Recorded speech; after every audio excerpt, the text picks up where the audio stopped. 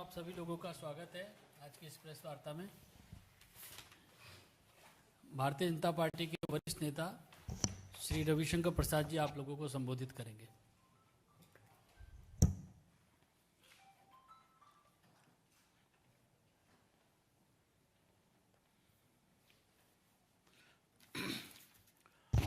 नमस्ते मित्रों, आज ये पेगासस विषय पर आईटी मंत्री अश्विनी जी ने लोकसभा में एक विस्तारित वक्तव्य दिया है।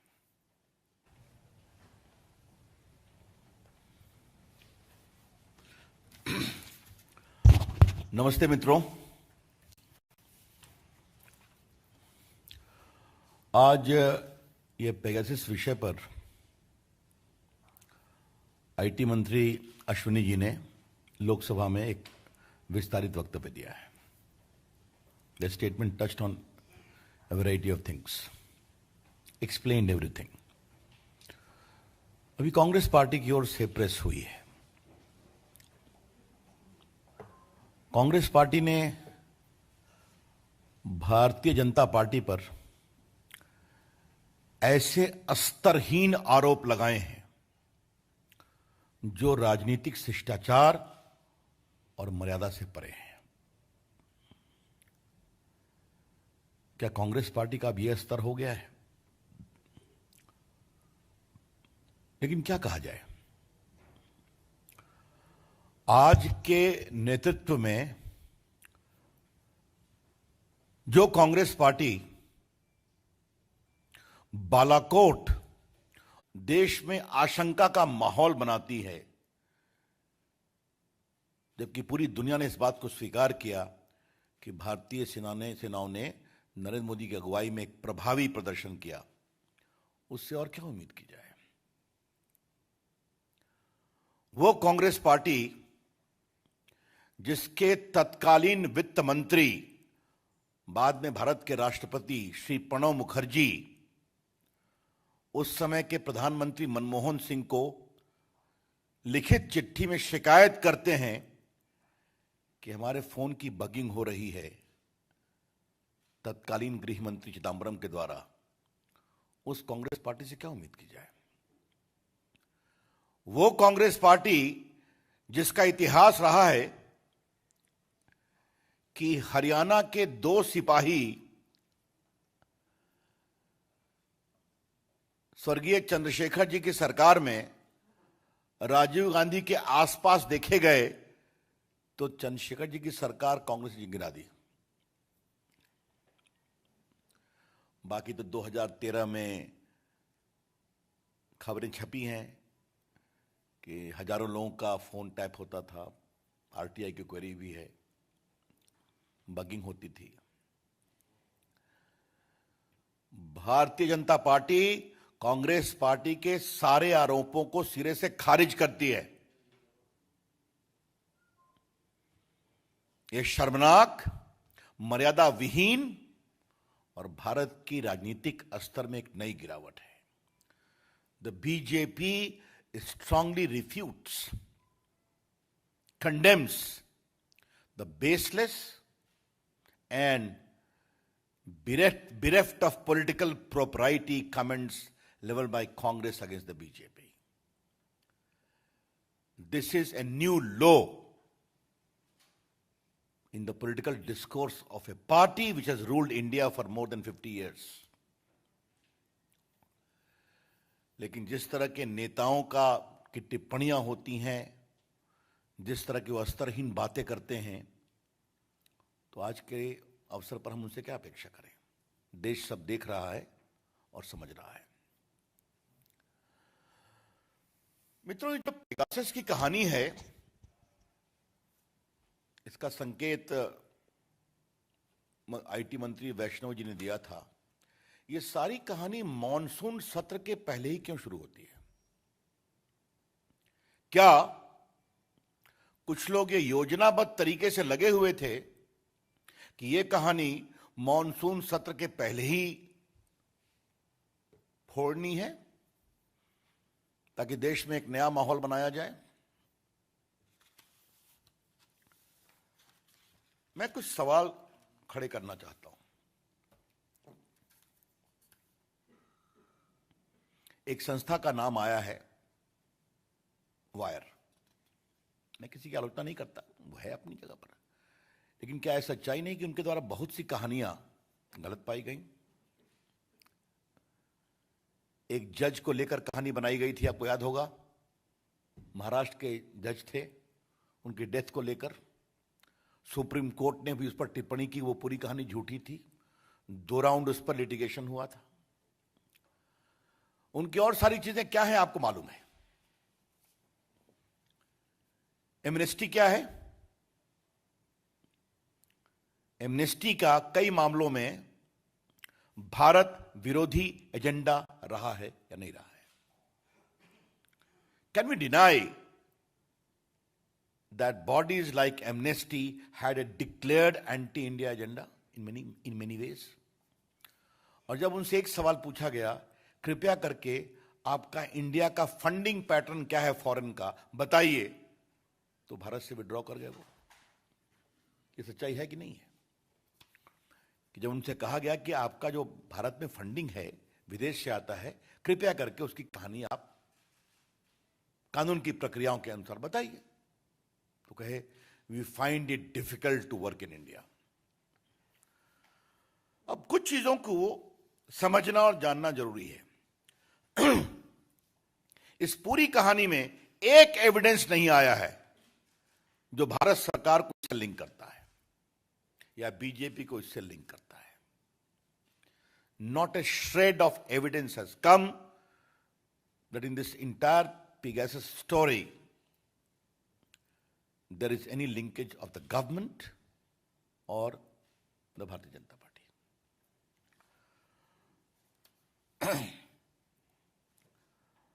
ये सवाल इसलिए जरूरी है कि ये दुनिया डिजिटल दुनिया है, तो दुनिया में बहुत सारे डाटाबेस हैं, लाखों में है, हजारों में है।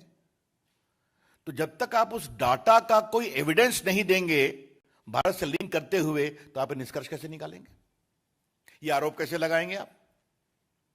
और उसमें आपको बता दें कि जिन लोगों ने स्टोरी को ब्रेक किया, उन्होंने स्वयं कहा है कि ये फोन नंबर का डाटा बेस में होना इस बात का संकेत नहीं है कि इसे हैक किया गया या इसके साथ कोई इंफेक्शन विथ पेगासस किया गया।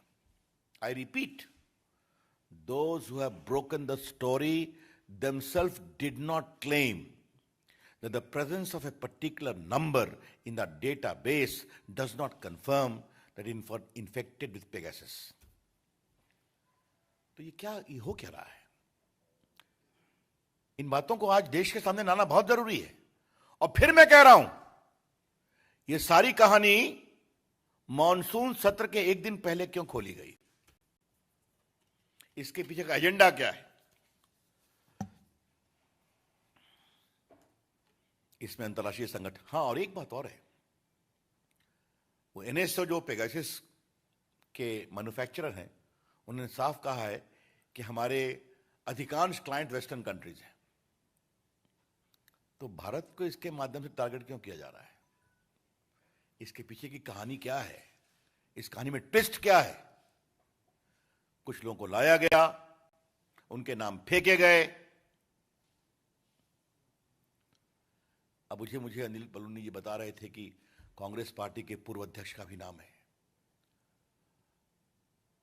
क्षमा करिएगा, मैं व्यंग्य में बोल रहा हूं, उनकी तो सारी टिप्पणी रोज ही ट्वीट पे रहती है, वो देश में खुद ही ज्ञान देते रहते हैं, तो उसके लिए कोई अधिक जानने की जरूरत है क्या? अब एक बात हम आपसे और कहना चाहेंगे कि ये जो पूरे ये संस्थाएं, अंतर्राष्ट्रीय संस्थाएं, और भारत में उसको एक प्रकार से फोड़ने की कोशिश और ऐसे मर्यादा विहीन शब्दों की चर्चा, तो क्या भारत की राजनीति में कुछ लोग सुपारी एजेंट हैं क्या? मैं इस शब्द का प्रयोग कुछ जिम्मेदारी से कर रहा हूं। कुछ दल कुछ नेता क्या ऐसी अंतर्राष्ट्रीय कॉन्स्पिरेसी होती है तो उसके सुपारी एजेंट बन जाते हैं।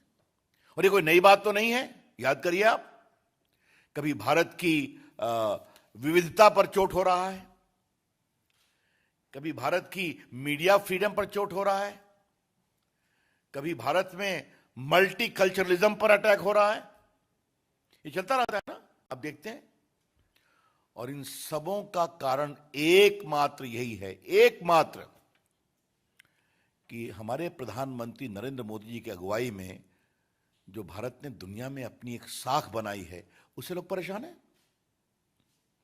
तो इस विकास की यात्रा को रोको और इस आत्मनिर्भर आत्मविश्वास भारत की यात्रा को रोको।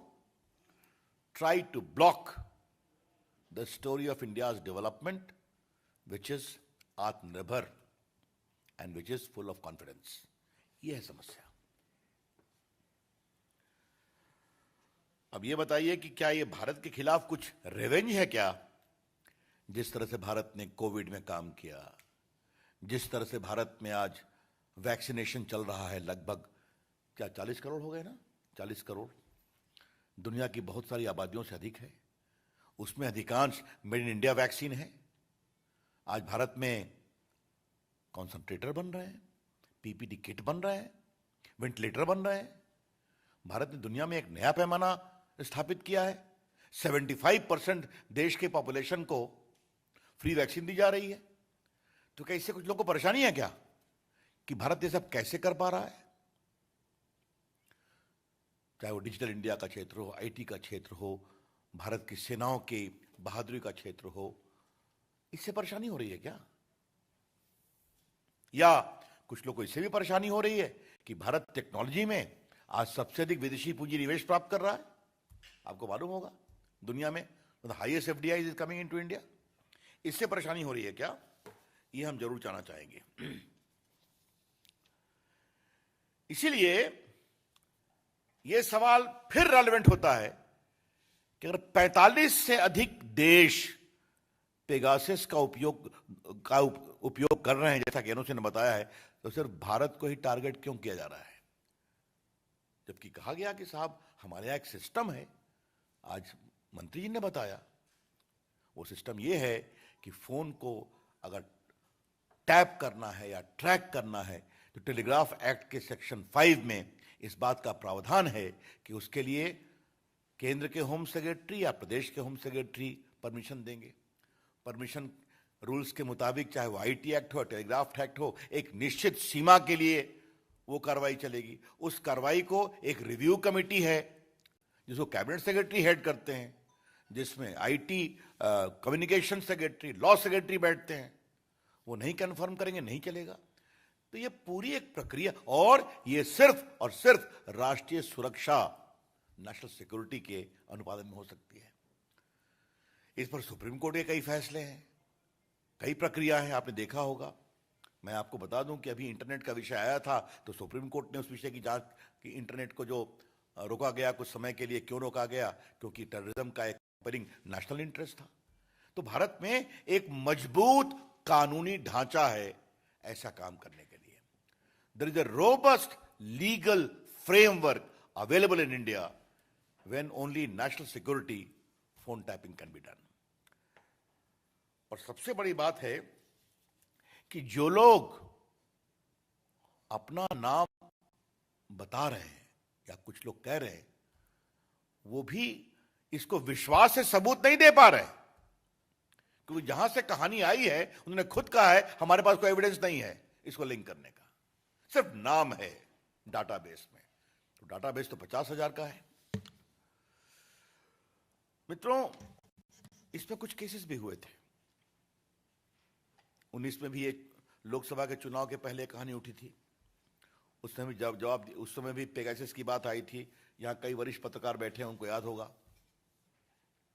लेकिन सुप्रीम कोर्ट में केस हुआ था जहां पर व्हाट्सएप के द्वारा यह स्पष्ट रूप से कहा गया कि व्हाट्सएप के सिस्टम को पेगासस से आप बग नहीं कर सकते। उससे डेटा आप हैक नहीं कर सकते।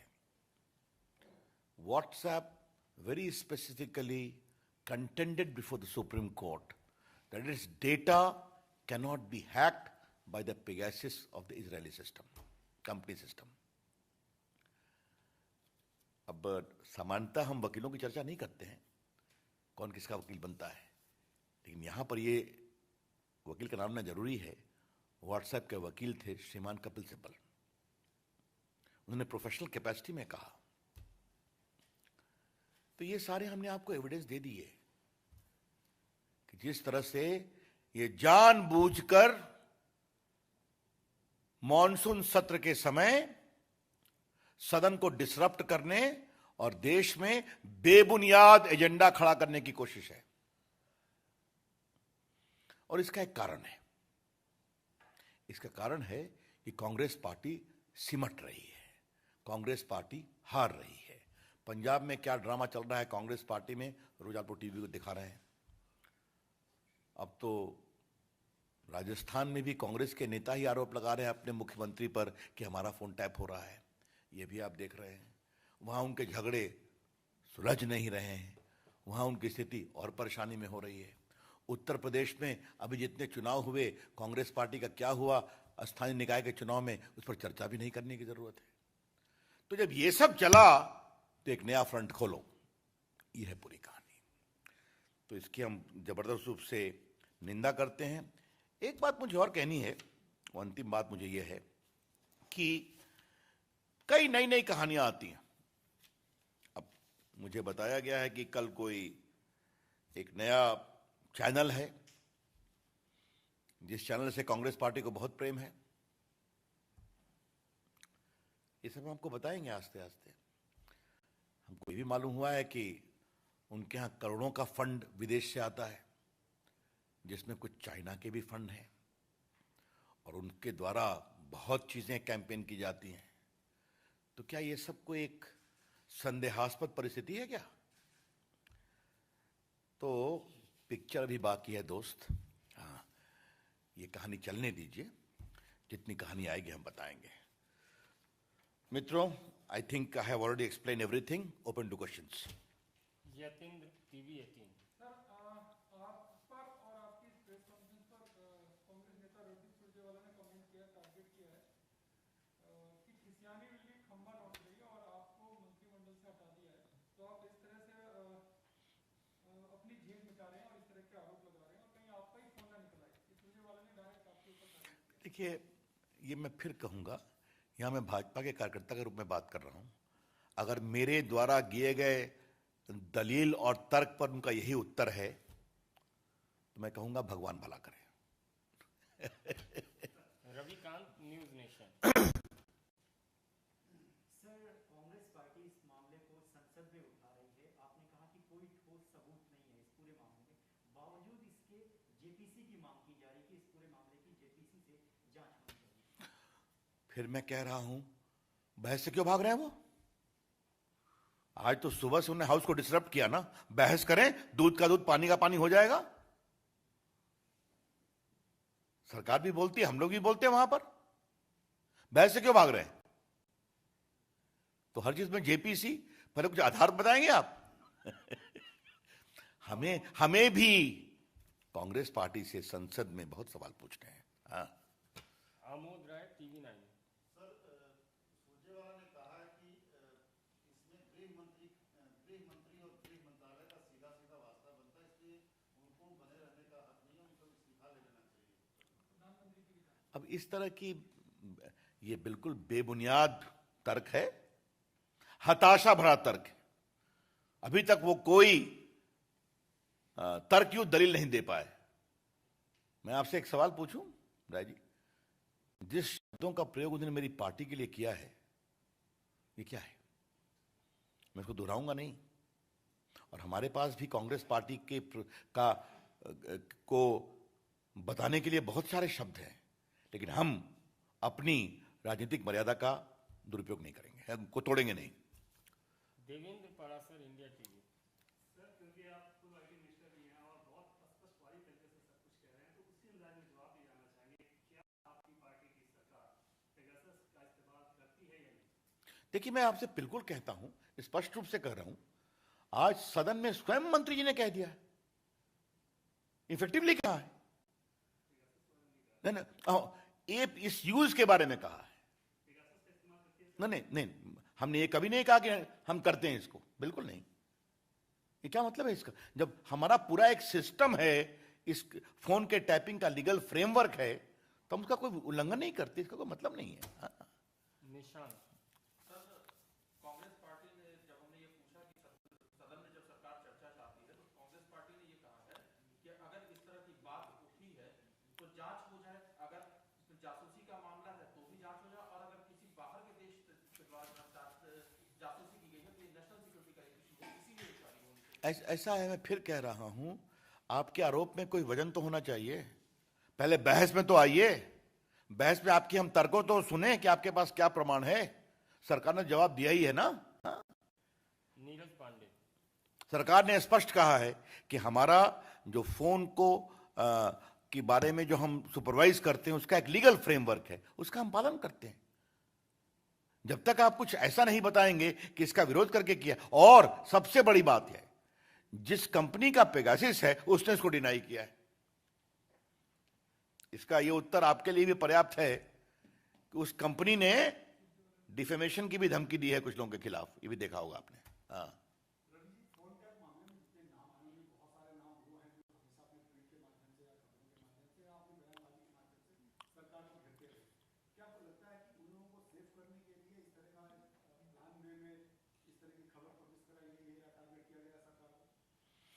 देखिए, मेरा सिर्फ कहना है कि ट्वीटिंग से कोई हमारी सरकार को घेर नहीं सकता। हर व्यक्ति अपना फेसबुक लिखे, ट्वीट करे, अपनी बात कहे, हमें क्या फर्क पड़ता है। आलोचना का अधिकार भी है, लेकिन आपको आपकी राजनीतिक साख कितनी है तो देश की जनता तय करेगी ना, चुनाव में ना। हाँ, इसलिए उसका कोई मतलब नहीं है। मोटी बात यह है कि एक बहुत गंभीर संशय भरा सवाल उठ रहा है कि ये सारे सवाल तभी क्यों उठते हैं जब देश में कुछ महत्वपूर्ण घटना होती है। और आज मैं आपको लिंक करता हूं, सुनिए आप, और इसको मैं बहुत गंभीरता से कह रहा हूं। अमेरिका के राष्ट्रपति प्रेसिडेंट ट्रंप आ रहे थे तो राइट को भड़काया गया, आपने देखा होगा, सीए को लेकर। 2019 का चुनाव हो रहा था तो पेगासस की कहानी चलाई गई। आज लोकसभा का सत्र शुरू होने वाला है तो एक दिन पहले इसको फोड़ा गया। और जब कांग्रेस पार्टी की हालत बहुत खराब है, क्या पंजाब, क्या राजस्थान, क्या यूपी के निकायों के चुनाव का रिजल्ट, तब फिर ये छोड़ा गया, निकाला गया। तो इसके पहले इसके कारण कुछ ना कुछ, और उसमें कई पत्रकारों का जो नाम की चर्चा होती है, उनके पूर्व के संबंध किससे क्या हैं, ये भी मालूम है। हिमांशु रिपब्लिक टीवी सर, दो सवाल है। छोटा सवाल ये है, रणदीप सुरजेवाला ने ये भी आरोप लगाया कि एनएसओ को लेकर आपने बोला था कि नोटिस जारी करेंगे, लेकिन आज जो मंत्री जी ने बोला, उन्होंने कहा कि इस तरीके का नोटिस जारी नहीं करेंगे। तो वो कह रहे हैं कि झूठ कौन बोल रहा, आप बोल रहे हैं या बोल रहे हैं? अब ये सब मैं यहाँ सुरजेवाला का उत्तर देने के लिए नहीं बैठा हूं। सुरजेवाला हर बात सही बोलते हैं, क्या बोलते हैं, क्या मतलब है इसका? चलिए। हाँ, आपने बोला कि बीजेपी के ऊपर इतना आरोप लगा, तमाम सरकार के ऊपर आरोप लगा, तो क्या आपकी तरफ से, सरकार की तरफ से या बीजेपी की तरफ से कोई एफआईआर दर्ज की जाएगी, कोई कानूनी कार्रवाई की जाएगी इस तरीके की? अब ये देखना पड़ेगा, ये आगे देखना पड़ेगा। लेकिन ये तो अजीब स्थिति है ना कि जो कंपनी है वो इसको डिनाई कर रही है। उस कंपनी का कहना है कि मेरे अधिकांश प्रोडक्ट जो हैं वो वेस्टर्न कंट्रीज में यूज होते हैं, टारगेट भारत को किया जा रहा है। ये कई संदेहास्पद परिस्थितियों की कड़ी में जोड़ रहा हूं। और कोई रविंद्र सिंह जी न्यूज सर, 2-3 दिन ये रिपोर्ट कल आई है, पब्लिश हुई, चालू जो आ रहा है, लेकिन 3 दिन पहले राहुल गांधी ने एक ट्वीट किया था कि आप अपने मोबाइल में क्या देखते हैं, क्या पढ़ते हैं। तो आपको लगता है कि राहुल गांधी को जो चीज पब्लिश होने वाला है इसकी जानकारी पहले से थी, और इसलिए बीजेपी को कांग्रेस पार्टी ने कहा है कि भारतीय जनता पार्टी नहीं बल्कि भारतीय जासूस पार्टी होगी। राहुल गांधी को आपको लगता है इससे पहले ही से उनको जानकारी होगी कि इस तरह का प्रोग्राम होगा? सब आपके प्रश्न ने मुझे बहुत फूड फॉर थॉट दिया है, मैं सोचूंगा इस पर। हाँ, सोचूंगा इस पर। कि उनको पहले से ही खबर हो जाती है कई चीज़ों की। अगर ये सही है तब तो हमारा षड्यंत्र का सारा, हमारी कहानी पुख्ता हो जाती है। हाँ? धन्यवाद, बहुत बहुत धन्यवाद। अब इसका बना करके भेजा दीजिए।